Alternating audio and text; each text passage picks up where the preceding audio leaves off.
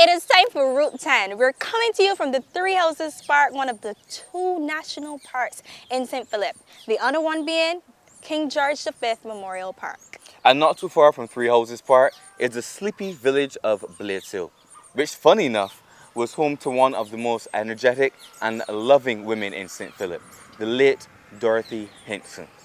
We meet King Kutz, then we taste the best seasoning in St. Philip from Marley, Vale. Scrappy is back, so we have another amazing story for you. To know more about where we are, Three Houses Park, we go to author of the St. Philip book, G. Addinton Forde. The plantations used to have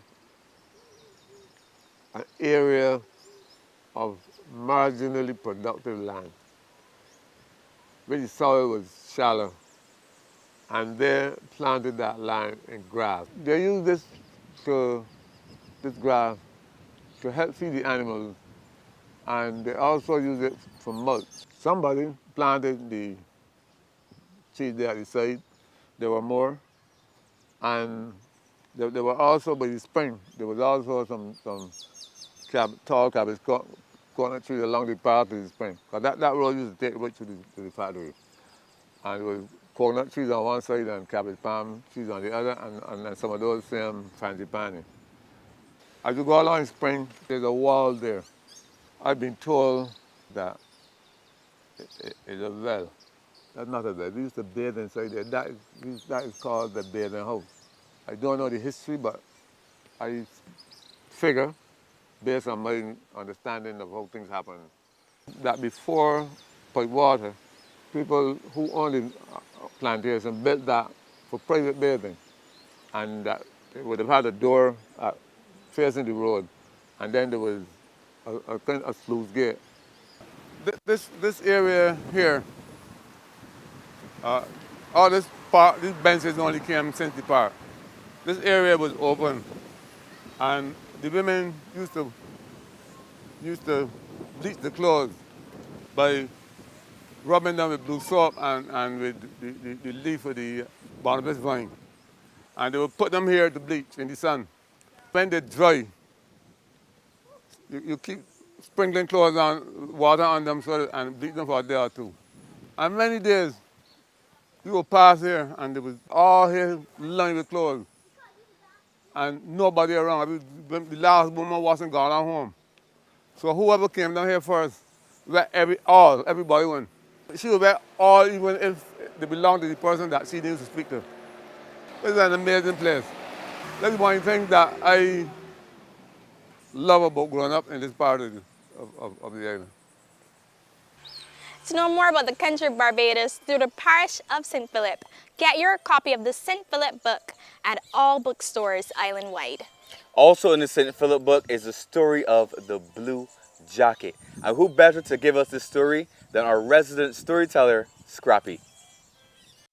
These are true stories about ordinary and not so ordinary St. Philip folk. And all of these stories happened in the parish of St. Philip. At a glance, anybody could recognize that old St. Philip fisherman from the coarse blue jacket which he always wore as he went about his daily business. One day the fisherman disappeared, and later his clothes were found in a wooded area along with some ominous bloodstains. Even after a long, exhaustive search, neither the body nor that familiar jacket could be found. In due course, the excitement waned and people started forgetting the incident. Then suddenly one day the blue jacket was found floating in a pond in the middle of an open field. Now a crowd of people converged on the scene to see his floating jacket, which promptly disappeared under the water. The pond was dry, yet no jacket could be found. The next day the jacket was again sighted, and again it disappeared. A boat was brought to the pond and launched, and as it neared the jacket, it sank again. For the third consecutive day, it appeared again around noon. Now, that's the time that it usually was seen. This time, swimmers were sent, but as they came within a reach of the jacket, it once more disappeared. Now, the governor of the island visited this mysterious spot, and in his presence the jacket rose to the surface, whereupon boats were sent out towards it. But as they reached to an oar's length, the jacket disappeared. On another occasion, soldiers shot bullets into the jacket, but it continued to float, unaffected by the shots. Again, boats were sent out, and the jacket disappeared as they came within an oar's length. Then, the jacket stopped haunting the spot altogether, and soon after that the pond dried up, and there was no sign of the jacket. To this day, there has been no explanation as to how the fisherman met his death, why he met his death, or by whom. Nobody has been able to explain the whereabouts of the body or the mysterious circumstances surrounding the disappearing jacket. Yet another amazing story from Scrappy. And I assure you, this is my blue shirt and not the blue jacket he was speaking of. More to come on Route 10. By 1947, Mum was running it on her own. And it grew from a very small, humble beginnings of, and they borrowed the first $700 to stock it. You get one sharpest haircuts at King Kutz. The best.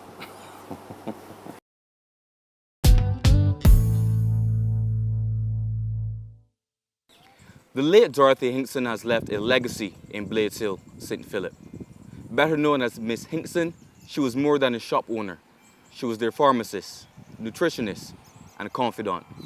Let's hear more from her daughter, Esther Maynard. My grandmother grew up in St. Joseph, but ended up in Salon, St. John. And then, as you know, most of the population seemed to follow the coast around, as it were, and that's how she ended up. By then, Mum was married, because she was married pretty young at 17, and the house was a shop. So moved into the house to make use of it. The two of them started the shop. By 1947, Mum was running it on her own. And it grew from a very small, humble beginnings of, and they borrowed the first $700 to stock it. I don't know what the $700 would equate now in modern times as to the value, but it started from that. And my earliest memories are of me growing up in the shop, interacting with all the characters and people that form part of the community life.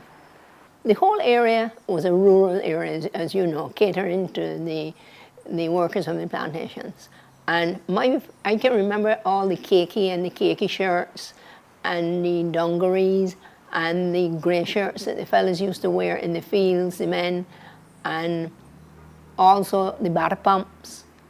Then you had a whole lot of household hardware, the basins, the buckets, things of that nature. You had the patent medicines. Then you had all the materials and all the trimmings, the edges and the zips and the threads and the buttons. You name it, virtually the shop sold it. She was an absolutely amazing human being.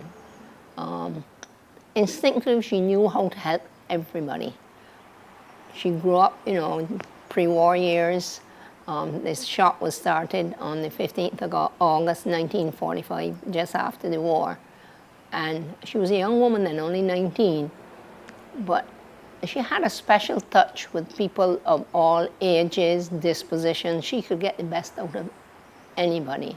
And she was such a caring individual that the shop was far more than a shop to make money out of it. She knew and loved every one of her customers. Blades Hill had a big kitchen garden, which she tended. She might get somebody to come and do the hard forking, but on a daily basis, particularly during the holidays, I knew that I was going to be in the shop from 8 o'clock till 11 o'clock every morning, because my mum needed to be in the garden. And on weekends, it was very much the same thing. She belonged to the community, and the community belonged to her, and that was just very much a part of her. And you didn't feel neglected as a result of it. It extended your own caring for other people, and in turn, you knew that anybody in that community would help you, would look out for you, tell tales on you too, and you were doing something you weren't supposed to do, but it was never out of a malicious way. It was, you know, that care was extended. Her love for humanity was so deep that she saw herself as trying to help whoever passed her way. And I never knew a quarter of not even a tenth of the people she helped. And 90% of the time I would know only if in later years they came back or told me about it. Because she did things, I wouldn't say secretively, but she would never divulge anybody's business to somebody else. She was their banker, she was their first aider, she was the nurse, she was the advisor. So Mom ran that shop till she was almost 80. Mom was 89 when she died, just a couple of weeks shy of her 90th birthday. So that was what, 2016. She gave up the shop in 2014. 2004. About 12 years. So if you take 12 from Mom, she was almost 79 when she left the shop. And well, it was hard because she knew the hole it would leave in people's lives. You know, and I think she went back to more funerals than I can count in the almost 12 years that she was down here with me. I said, Mom, another, so it's 2 or 3 a week. She'd be back in Blades Hill. Oh, but they're going to be looking for me.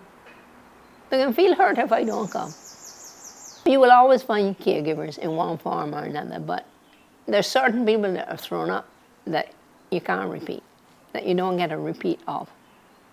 Not for a long time, and she was exceptional. She was a very caring person, and it didn't just stop with her family. It extended to whoever passed her life, even the people that you would think that. And I remember one thing she said to me that has always stuck with me. I was complaining about somebody. She says, S, remember, the people that deserve love the least need it the most.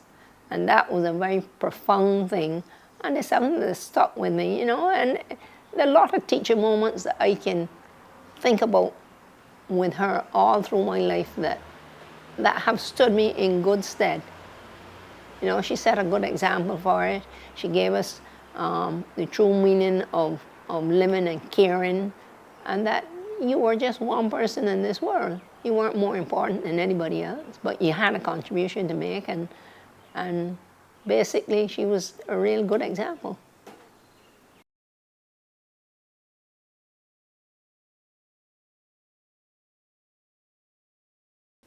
Humanitarian and entrepreneur, Miss Hinkson will be truly missed. More on Route 10. I was always destined to be self-employed from primary school days. I always wanted to work myself. I had lived here in Marley, Vale for over 60 years.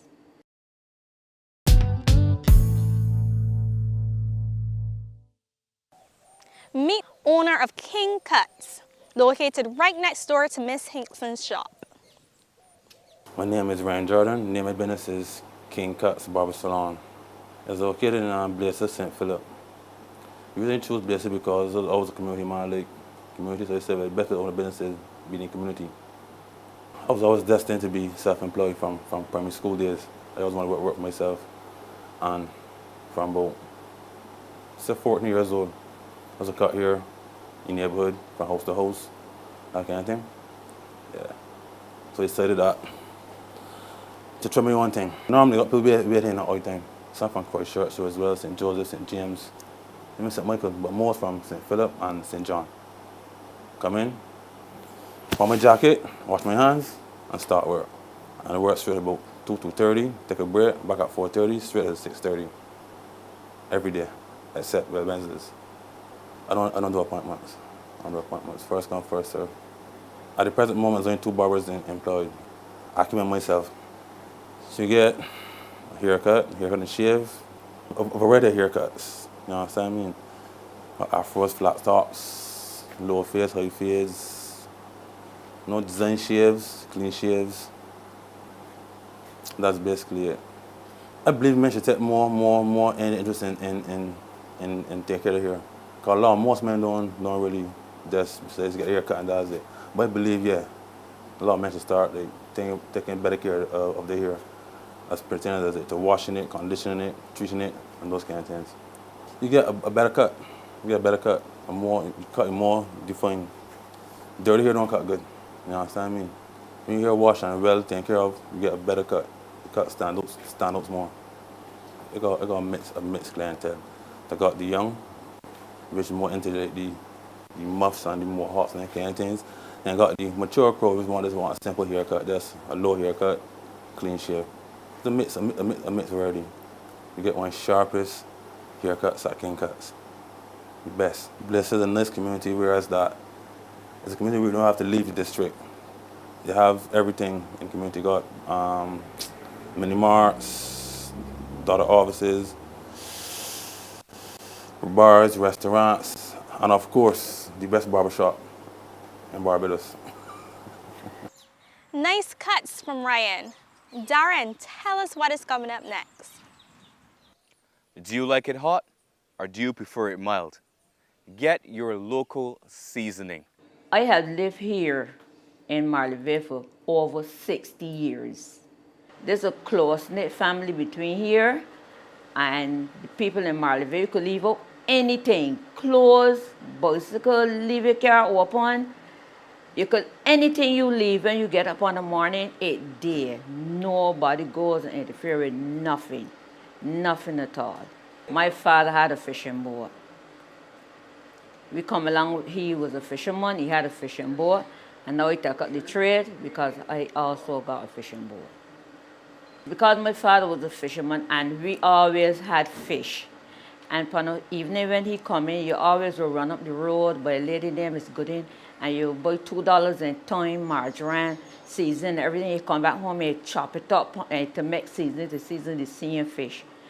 One day, sit down and decide, well, this ain't really working out where you could buy like 10 pounds and make some seasoning. I start making seasoning.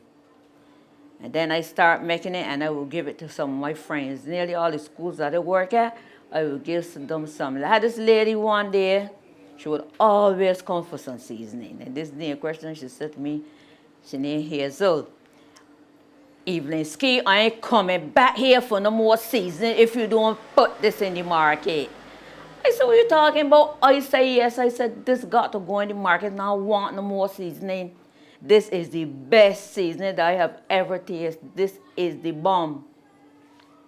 So then we get up and we went as the scene. We get it registered. We get carried and get tests at the lab and everything. And that's how the seasoning started. And it started by then mine is my daughter's business, Sherry. I all know. Well, when we went to the man to do the labels, I live in Marley Vale, and I said to highlight Marley Vale, we got to call the same Marley Vale season and highlight Marley Vale. So I get the name Marley Vale season, and it really working, really working. You could come in and get your seasoning, and the numbers is on the bottles. They could call, because people normally call when they can't get the seasoning in the supermarket. They normally will call and come, drive for people from America, England. People from England normally will come and buy like 2 cases and things that they packed away and carried away and all of that. So it don't mean nothing. It ain't hard to sell. It sell real fast. But Emerald City is a fast seller. Emerald City is a fast seller. You could get it from this 5 gallon. You could get it in this liter. You could get it in the gallon. Or you could get it in this is the 5 ounce. You could get it in this. You could get this bottle, or you could get the package. And the package ranges from mild, no pepper, to hot. The bottle is the same way. Yeah, we got plans for doing everything, but the seasoning, right now it is a demand for the seasoning. We started to do browning, but we ain't finished with that yet. but we do pepper sauce, and we was going to do Marley, but we left out that for now. It is the special.